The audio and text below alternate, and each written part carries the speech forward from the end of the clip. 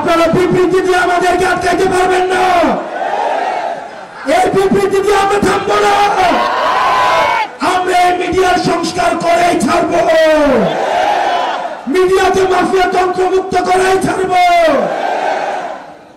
কালের কণ্ঠের সম্পাদক যিনি হয়েছেন, আমরা জানি 5 আগস্টের পরে আপনি কোন পদ থেকে আপনি সভাপতি হয়েছিলেন এবং এই বসুন্ধরা গ্রুপ তার মিডিয়া বাঁচানোর জন্য আপনাকে উনি অস্ত্র হিসাবে ব্যবহার করেছেন।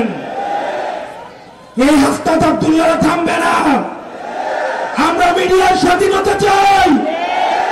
আমরা মিডিয়াতে চাই ফ্যাক্ট বেসড জার্নালিজম হবে। ধরে ধরে যেভাবে তারেক জিয়াকে, এই কালের কণ্ঠ তারেক জিয়াকে নিয়ে মিথ্যাচার করেছে, এই মিডিয়া বেগম জিয়াকে নিয়ে মিথ্যাচার করেছে, আজকে কালের কণ্ঠকে নিয়ে কথা বললে নাকি, বসুন্ধরাকে নিয়ে কথা বললে নাকি বিএনপি ভয় পেয়ে যায়। আপনারা কি কারো কাছে আপনাদের রাজনীতি বর্গা দিয়েছে? প্রিয় তরুণ প্রজন্ম, আপনাদেরকে সচেতন থাকতে হবে। সত্যকে সত্য বলতে হবে। বাপের ইনকাম নিয়েও প্রশ্ন করতে হবে।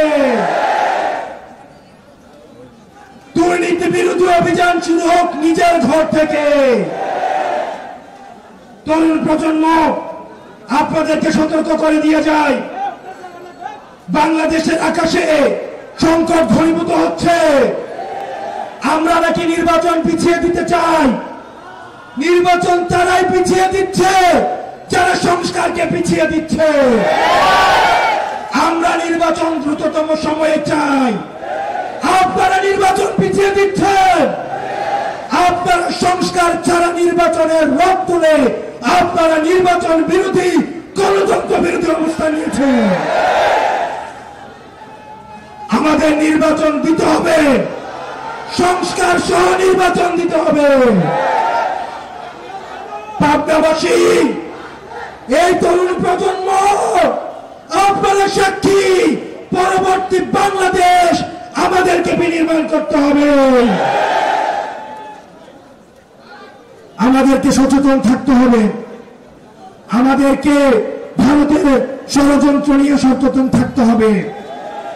মিডিয়ার ষড়যন্ত্র নিয়ে আমাদের সচেতন থাকতে হবে।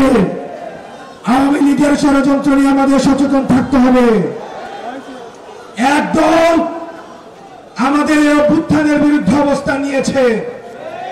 তারা বলছে আপনারা নাকি আবেগের কারণে রাস্তায় এসেছেন। তারা হচ্ছে মুজিববাদের পাহারাদার। যারা বলছেন এই অভ্যুত্থানের আইনগত ভিত্তি নেই, তারা হচ্ছে নতুন করে এই মুজিববাদের ঠিকাদারি শুরু করেছে।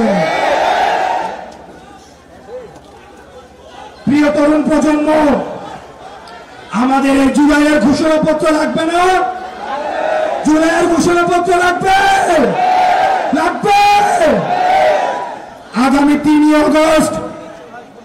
আগামী 3 আগস্ট শহীদ মিনার থেকে আমরা আমাদের দ্বিতীয় বাংলাদেশের ঘোষণাপত্র পাঠ করব।